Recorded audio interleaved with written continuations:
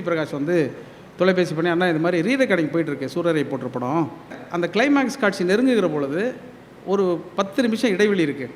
அந்த இடைவெளியில் நான் என்ன வாசித்தாலும் வந்து அது நிறைவளிக்க மாட்டேது. அதனால் அந்த இடத்துல ஒரு சின்ன பாடல் ஒன்று பண்ணலான்னு ஆசைப்பட்றேன். ஒரு பாட்டியம்மா வந்து அந்த இதில் ஏறி கண்கலங்க இறங்கி திரும்பி வர்றது, இவ்வளோ தான் அதுக்குள்ளே இருக்குது. அது பார்த்து முடிச்சோடனே நான் வந்து கையிலே ஆகாசம் கொண்டு வந்த ஓம்பாசம் காலமே போனாலும் மாறாத ராசா அப்படின்னு உடனே எழுதி கொடுத்துட்டேன். உடனே மெட்டமைச்சு அவர் பாடிட்டார். அதற்கு ரொம்ப நாள் கழித்து ஜிவி பிரகாஷ் வந்து திடீர்னு ஒரு நாள் கூப்பிட்டு, அண்ணா நான் அதை காமிச்ச உடனே நீங்கள் உடனே வந்து அதை எழுதுனீங்களே, அதை எப்படி உங்களால் உணர முடிஞ்சது? மொத்த கதையும் நீங்கள் பார்க்கல, இந்த இடத்துல எப்படி நீங்கள் பார்க்க முடிஞ்சது அப்படின்னு கேட்டார். கேட்ட உடனே நான் ஒரு சம்பவத்தை சொன்னேன்.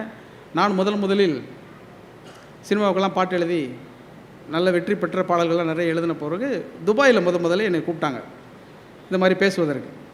அப்போ என்கிட்ட பாஸ்போர்ட்டே கிடையாது. கிடையாதுன்னு மட்டும் நான் சொல்லலை. என் தலைமுறையில் முதலில் பாஸ்போர்ட் எடுத்தவனும் பல நாடுகளுக்கு பயணம் செய்தவனும் நான் தான்.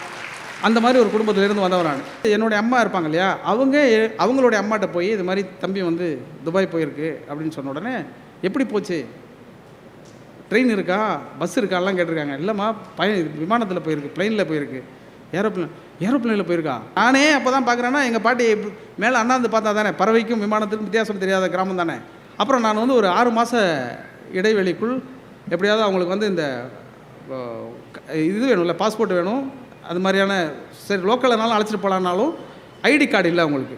கிராமத்தில் அவங்க மட்டும் தனியாக இருந்தாங்க. அப்போது சரி அவங்களுக்காக ஐடி வாங்குறதுக்காக நான் முயற்சி செய்து கொண்டிருந்தேன். அந்த 6 மாத இடைவெளிக்குள் என்னுடைய அம்மாச்சியை நாங்கள் சாவுக்கு கொடுத்தோம். அவங்கள அழைச்சிட்டு போக முடியலங்கிற ஒரு துக்கம் வந்து எனக்கு இப்போவும் உண்டு. ஆனால் அப்படி அந்த துக்கத்தோடு என்னுடைய அம்மாச்சி இறந்து போனாலும் கூட அந்த படத்தில் நான் பார்க்குற பொழுது என் அம்மாச்சி சொன்ன எல்லாவற்றையும் அந்த பாட்டுக்குள்ளே நான் வந்து எழுதிட்டேன். இப்போ போய் நீங்கள் அந்த பாட்டை நீங்கள் கேட்டு பார்த்தீர்கள் என்றால் அதற்குள் என் பாட்டி சொன்ன, என் அம்மாச்சி சொன்ன எல்லா செய்திகளும் அதுக்குள்ளே அடங்கியிருக்கும்.